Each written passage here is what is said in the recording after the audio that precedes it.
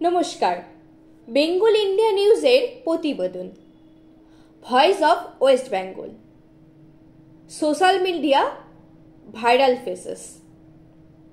আধুনিক যুগ সোশ্যাল মিডিয়ার যুগ, বরং বলা ভালো আজকের দিনের মানুষ সোশ্যাল মিডিয়ামুখী হয়ে পড়েছে। মানুষ সোশ্যাল মিডিয়াতে ভীষণভাবে অ্যাডিক্টেড হয়ে পড়েছে। আজকের দিনে জনমত গঠনে সোশ্যাল মিডিয়া বড় ভূমিকা পালন করছে। হ্যাঁ, নেগেটিভ পজিটিভ দুটো দিকই রয়েছে, তবে সোশ্যাল মিডিয়ার ভূমিকা অনস্বীকার্য। এমনকি মেইন স্ট্রিম মিডিয়াকে পেছনে ফেলে দিচ্ছে এই সামাজিক মাধ্যম। আজকের থাম্বনেলে যে দুটি ছবি দেওয়া রয়েছে, তাদের দুজনকে অধিকাংশ পশ্চিমবঙ্গবাসী চেনেন বা জানেন। মাধ্যম ওই সোশ্যাল মিডিয়া। কম বয়সী মেয়েটি সুচিত্রা মণ্ডল, বসবাস কলকাতা। যতটুকু তার কথার মাধ্যমে জানা যায়, সে ইংরেজি পড়ুয়া একজন যুবতী নারী। আরজেগড়ের অভয়াকাণ্ডের থেকেই সে সোশ্যাল মিডিয়াতে ভাইরাল এবং পরিচিত মুখ, যেন একজন নারীবাদী কণ্ঠস্বর। সে নির্ভীক, স্পষ্টবাদী। পশ্চিমবঙ্গবাসী তার কথায় আকৃষ্ট, বারবার শুনতে চায় তার কথা। ব্যক্তিগতভাবে আমারও খুব প্রিয় সুচিত্রা মণ্ডল। তুমি ভালো থেকো।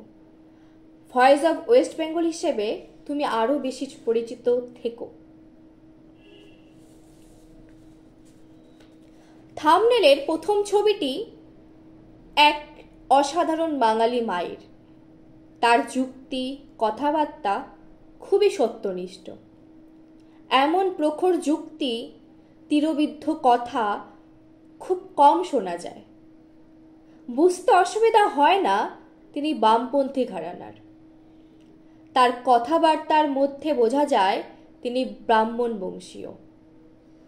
তার পরিবারে বিশেষ কোনো ব্যক্তিত্ব ছিলেন বা রয়েছে, তিনি উচ্চপদস্থ ইন্ডিয়ান সোলজারি এর কর্মকর্তা। অনেক প্রয়াস করেও তার নাম এবং ঠিকানা পাইনি আমি। তবে তিনি known face of social media, আমার মতে ভয়েস অফ ওয়েস্ট বেঙ্গল।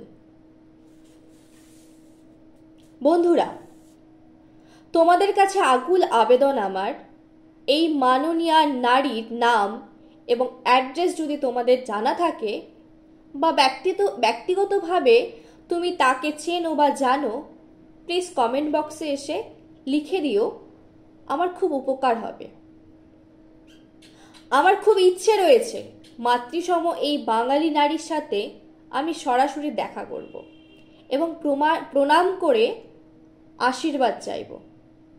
যাই হোক, যথাশ্রদ্ধা এবং শুভেচ্ছা থাকলো দুইজন নারীবাদী ব্যক্তিত্বের উদ্দেশ্যে। ধন্যবাদ। Please share and subscribe my channel. Thank you.